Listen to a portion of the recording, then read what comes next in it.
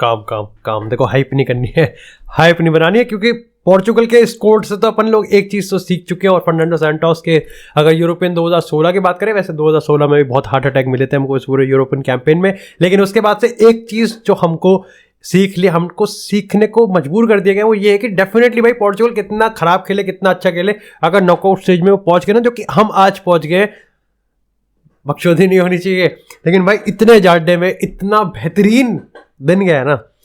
मतलब ब्राजील ने स्विट्जरलैंड को हरा दिया, जिसे लाइक उस टीम को हरा दिया जिसपे लाइक मोस्ट प्रॉब्ली 90% यहाँ पर हम लोग फेस करने वाले हैं राउंड ऑफ 16 में। लेकिन hey guys, Divyansh welcome back to another episode of World Cup Daily, जहां पर हम लोग 2 मैचेस का रिव्यू करेंगे, पोर्चुगल के मैच का और ब्राजील के मैच का। लेकिन एपिसोड में आगे जाने से पहले भाई डू मेक श्योर आपने चैनल को सब्सक्राइब किया है। मैं अगर तुम इस कंटेंट को पसंद कर रहे हो, अगर डेली यहाँ पर व्यूअर हो, तो भाई हम 75,000 सब्सक्राइबर्स के काफी ज्यादा करीब है भाई, 1 लाख का तक का भी पार करवाना है और फिर काफी बड़ी चीज आने वाली है।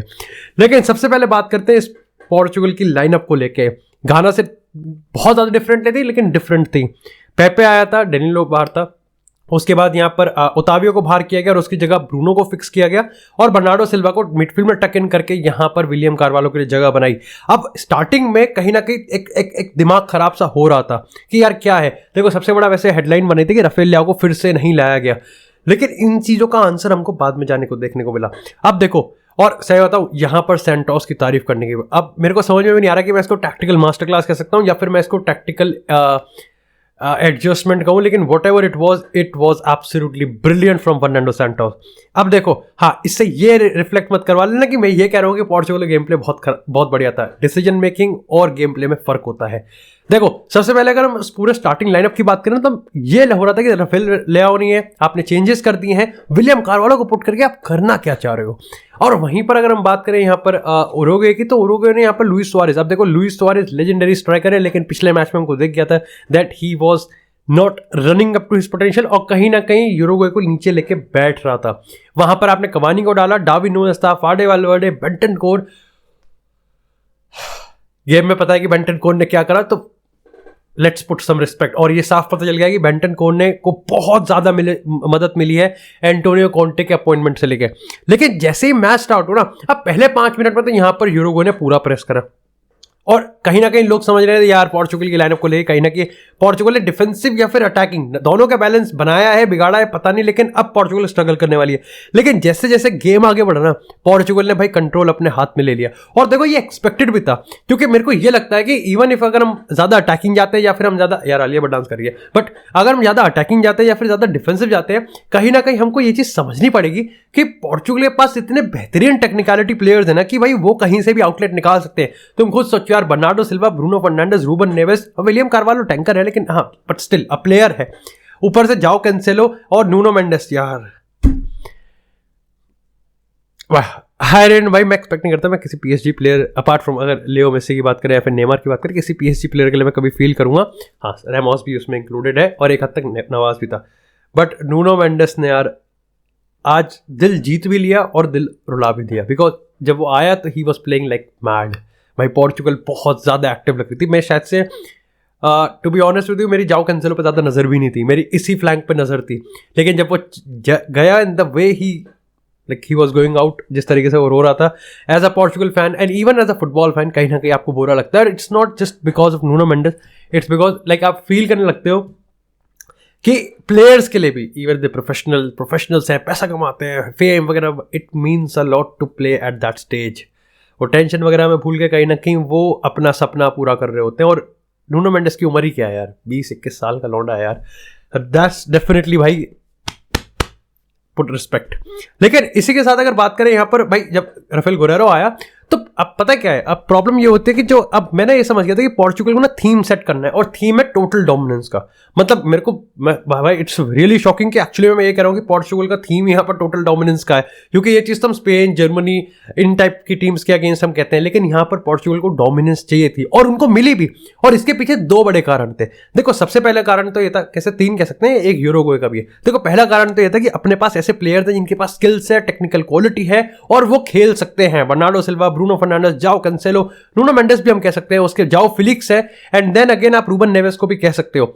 लेकिन इसी के साथ अगर बात करें दूसरे चीज की, तो यहां पर हमको समझना पड़ेगा कि पोर्चुगल कोशिश 4-4-2 डायमंड के हिसाब से कर रही थी। अब ऑन फील्ड वो 4-2-3-1 में, 4-3-3 में, लेकिन कहीं ना कहीं ऑर्थोडॉक्स 4-4-2 डायमंड लग रहा था, जिसमें अब होता ये है कि आपके पास मिडफील्ड में नंबर थे और मिडफील्ड में डोमिनेट कर भी पा रही थी, हमारे पास कंट्रोल भी था। लेकिन आप थीम सेट करते हो, when you set a theme, जब आप गेम के टेम्पो को अपने हिसाब से, बॉल को अपने हिसाब से चलाना चाहते हो, देन यू वांट कि आपके फुल बैक्स हाई जाए, जाओ कैंसेलो इधर से, नुनो मेंडेस इधर से बॉल अंदर डाले और यहां पर गोल मारा जाए। अच्छा, इसके पीछे एक सबसे बड़ा रीजन ये भी था कि बैक 3 के साथ या फिर बैक 5 के साथ जब यूरो को गई थी तो भसड़ मची पड़ी थी। आपको पता था कि आपको ज्यादा स्पेस नहीं मिलेगा, तो आपको या तो बाहर से शूट मारना पड़ेगा, जो कि ब्रूनो ट्राई भी कर रहा था, और या तो आपको क्रॉस डाल के हेडर मारना पड़ेगा, जो कि रोनाल्डो भी कर रहा था कोशिश।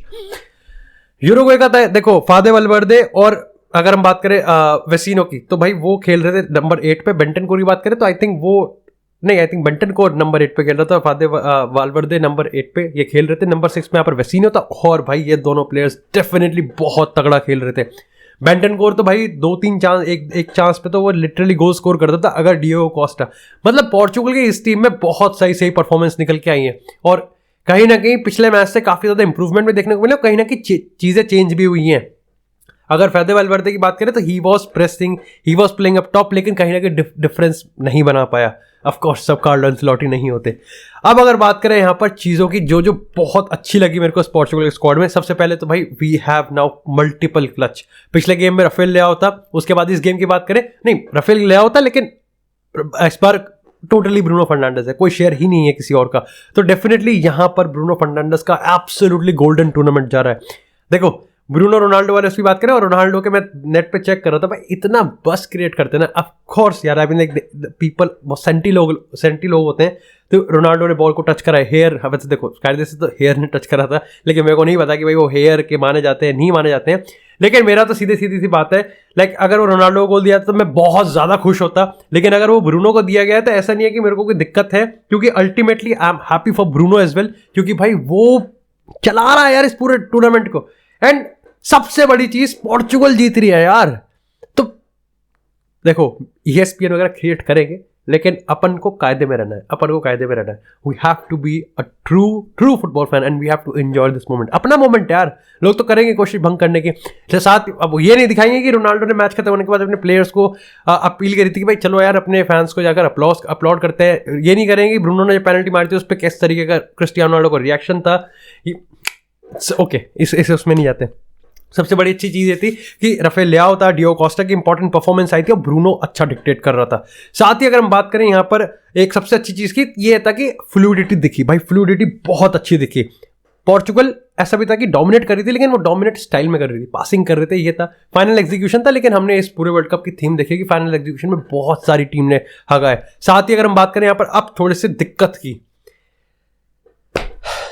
देखो दिक्कत ये है कि अभी प्रॉब्लम ये है कि जो थीम सेट कर रहे हैं ना, घाना के साथ मैच हुआ यूरुग्वे, अब यूरुग्वे बिलो पार थी, यूरुग्वे की हाइप थी, बिलो पार परफॉर्मेंस है। जब आप स्पेन जर्मनी वगैरह मैचेस की इन टीम्स की बात करो ना, तो आप अपनी थीम सेट कर भी पाओगे या नहीं कर पाओगे आप उसमें। अब आप टीम तो आपने ऐसी सेट करी कि आपको थीम सेट करनी है कि हाँ हमको तो टोटल डोमिनेंस फुटबॉल चाहिए, लेकिन स्पेन करने नहीं देगी। एक चीज मैंने जो नोटिस करी कि अपन लोग किसी सेंटर बैक को प्रेस नहीं कर रहे थे या फिर डिफेंस लाइन को प्रेस नहीं कर रहे थे। ये प्रॉब्लमैटिक इसलिए क्योंकि अगर हम यूरुग्वे की बात करें, even if they don't have a ball playing centre back, बाकी टीम्स की बात है। स्पेन की बात करें, दे प्ले, अगर फ्रांस की बात करें दे ऑल्सो प्ले, जूल्स कोंडे की बात, तो वो टीम वहां पर हमारे पर दिक्कत आ जाएगी कि हम कितना एग्रेसिव प्रेस करते हैं और एक्चुअली में वो प्रेस कितना सक्सेसफुल भी है। कि अगर कोई बैकलाइन साली सही में बॉल घुमाने लग गई ना, तो हम घूम जाएंगे उसमें। दूसरी प्रॉब्लम है कि अभी भी ट्रांजिशन में गोल खा सकते हैं, आज नहीं खाया बच गए, लेकिन वैसे खा सकते थे। अब अच्छी बात यह है कि इसमें क्लीन शीट रखी, जो कि बैकलाइन और कोस्टा के लिए बहुत इंपॉर्टेंट है। Pepe was crucial, Ruben Dias के साथ ऐसा मामला चल रहा है, लेकिन Pepe was absolutely crucial. Ticket cut चुका है, 90% चांसेस है स्विट्जरलैंड से भिड़ रहे हैं हम यहाँ पर। और स्विट्जरलैंड की अगर हम बात करें, लेकिन अब ब्राजील वर्सेस स्विट्जरलैंड अगर इस मैच रिव्यू बात करें, जिससे हमको ये ओपिनियन मिल जाएगा कि स्विट्जरलैंड हम जिस टीम से भिड़ रहे हैं एक्चुअली में उसमें क्या है। अब देखो सबसे पहले, लेकिन इसी के साथ बात करते हैं यहाँ पर आज की बहुत ही बढ़िया डील की। अब देखो इस पूरे फुटबॉल के त्यौहार यानी कि फीफा वर्ल्ड कप में अगर तुम अपने फुटबॉल ओपिनियन को लेके या फिर अपने फुटबॉल स्किल्स या फिर फुटबॉल के जो प्रेजेंस ऑफ माइंड है उसको देकर तुम अगर फुटबॉल फैंटेसी गेम्स में इंटरेस्टेड रहते हो और वहां पर एक्साइटिंग कैश अवार्ड जीतना चाहते हो, सो भाई डेफिनेटली डू मेक श्योर कि आप विजन 11 के एप्लीकेशन को डाउनलोड करें और फैंटेसी गेम्स खेलें, जिसका लिंक मैंने यहाँ पर डिस्क्रिप्शन में डाल रखा है। और सबसे बड़ी चीज है भाई कि यहां पर तुमको एक्सपर्ट एडवाइस मिलने वाली है। अगर जय की टेलीग्राम चैनल की बात करें तो वो बिल्कुल फ्री ऑफ कॉस्ट है ज्वाइन करना, और उनका लिंक भी मैंने यहाँ पर डिस्क्रिप्शन में डाल रखा है। आप देख सकते हैं भाई उन्होंने बहुत बहुत बड़ी डील्स को यहाँ पर कंप्लीट किया, सक्सेसफुल करा, वो तुमको गाइड कर सकते हैं। सबसे अच्छी चीज है यहाँ पर कि वो अभी एक स्कीम पे चला रहा है कि जहां पर उनके रेफरल लिस्ट यानी मेंबर्स में से 5 लकी मेंबर्स को 1000 रुपीज का डायरेक्ट मनी ट्रांसफर मिलेगा। और यहां पर एक चीज और है कि यहां पर उनका एक रेफरल कोड है जिसके चलते तुम अगर डिवीजन 11 में जाओगे और वहां पर रजिस्टर करोगे तो तुमको 300 कैश डिपॉजिट बोनस मिलने वाला है। मतलब देख रहे हो इस डील में और दिवाली की सोन पापड़ी में ज्यादा अंतर नहीं है, आए जा रही है। लेकिन इसी के साथ बात करते हैं थोड़ी सी ब्राजील वर्सेस स्विट्जरलैंड की। अब देखो आई थिंक ब्राजील और फ्रांस में बहुत बड़ा डिफरेंस नहीं है, दोनों मिड ब्लॉक में बैठती हैं। और ब्राजील की बात करें तो अगर तुमको इस चीज का आंसर चाहिए कि क्या नेमार के बिना ब्राजील अच्छी है या बुरी है, ऑफ कोर्स बुरी है, क्योंकि बात ये नहीं है कि नेमार अपने आप में कितना आइकॉनिक प्लेयर है, बात ये है कि नेमार की जो कनेक्टिविटी है ना बाकी टीम से वो अभी कुछ में है ही नहीं। मतलब आज नेमार को हटा के फ्रेड को डाल दिया, जिसका देखो ऐसा नहीं है कि बहुत बुरा रहा, लेकिन कहीं ना कहीं आप उसको ये तो नहीं कंपेयर कर सकते ना कि नेमार का इनपुट क्या रहेगा। अब अगर यहां पर मिड ब्लॉक की बात करें ना, ये इंपॉर्टेंट इसलिए क्योंकि आपको ये समझना पड़ेगा कि ब्राजील भी वल्नरेबल है। ऐसा नहीं कि स्विट्जरलैंड ने बिल्कुल केक वॉक होने दिया। स्विट्जरलैंड ने जिस तरीके से टैक्टिकली इक्विप्ड थी और टैक्टिकली उन्होंने सेटअप किया था, ब्राजील को दिक्कत हुई। हाउएवर ऑफ कोर्स जब आप आर्सेनल की बात करते हैं कि इस पर कितना हथियार है, तो उसमें स्विट्जरलैंड काफी पीछे रहती है। अब इसका मैं तुमको एग्जांपल देता हूं कि एक्चुअली में मिड ब्लॉक में बैठती क्यों है टीम्स। देखो किलियन एम्बापे का गोल याद है किस तरीके से फ्रांस में वो एक विंग पे रहता है। अगर आप real Madrid versus Manchester city की बात करो जिसमें फर्नांडो डिनो के अगेंस्ट यहाँ पर विनीसियस ने गोल मारा था, वो पूरा का पूरा विंग विनीसियस ने अपने आप खरीदा था और ओन करा था और जेब में बैठा हुआ था, चौकीदार ओपी।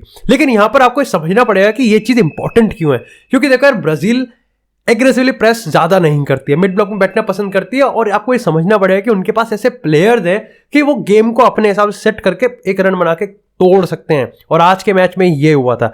अब स्विट्जरलैंड से डरने की जरूरत इसलिए है बिकॉज जब आपकी टीम अंडररेटेड होती है ना, ये टैक्टिकली वेरी स्ट्रांग, तो टीम को थोड़ा सतर्क रहना पड़ता है क्योंकि उनको पता है कि जो भी होगा वो कलेक्टिव एफर्ट की वजह से होगा। यहीं पर ही ब्राजील, लेकिन एक चीज है कि they are tactically equipped as well, लेकिन उनके पास ऐसे ऐसे प्लेयर्स है ना।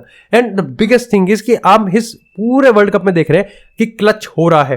खैर मैं यहाँ पर पोर्चुगल की एक चीज बताता हूँ कि राफेल लियाओ की हम बात करें तो देखो यहाँ पर इंपॉर्टेंट ये चीज है कि जब राफेल लियाओ आया था ना, तब तक यूरुग्वे एक 4-4-2 यानी कि एक अल्ट्रा एग्रेसिव में गई थी, और अल्ट्रा एग्रेसिव में जाते हुए सेंटोस ने एक ऐसा आउटलेट डाला था, उनकी दो चीज हो गई थी।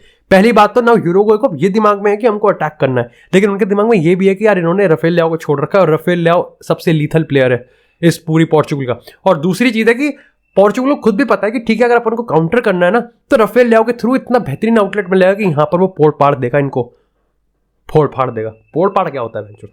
लेकिन इसी के साथ अगर वापस से ब्राजील वर्सेस स्विट्जरलैंड पे आए, विनीसियस की बात करें, रोड्रिगो की बात करें, रिचार्डसन, गैब्रियल जेसुस, अब ऐसा नहीं है कि ब्राजील की तरफ से 10 on 10 गेम था, लेकिन डेफिनेटली ब्राजील जिस तरीके की केमिस्ट्री डिप्लॉय कर रही है, मेरा एक सवाल ये है कि अगर ब्राजील ये कर रही है तो फ्रांस इतना का नाम ऊपर क्यों नहीं आ रहा? बिकॉज फ्रांस भी एक्चुअली में सिर्फ इतना कर रही है। वैसे यहां पर आपके लिए क्विक क्वेश्चन हो सकता है कि तुम्हारे हिसाब से फ्रांस और ब्राजील में एक स्क्वाड किसका ज्यादा स्ट्रॉन्ग है? क्योंकि फ्रांस भी एक अच्छी खासियत एब्सोल्युटली अगर हम बात करें विनीसियस और एम्बापे में से एम्बापे बड़ा क्लच है। ये इसलिए मैं कह रहा हूं क्योंकि नेमार एक्चुअली में इस ब्राजील की टीम से गायब है, और अगर आप नेमार के बिना इस ब्राजील की टीम को देखोगे तो आपको ये तो कहना पड़ेगा कि बहुत स्ट्रांग है, लेकिन आपको ये भी मानना पड़ेगा कि यस ये वल्नरेबल है, और अनटचेबल तो बिल्कुल भी नहीं है। Thank you so much.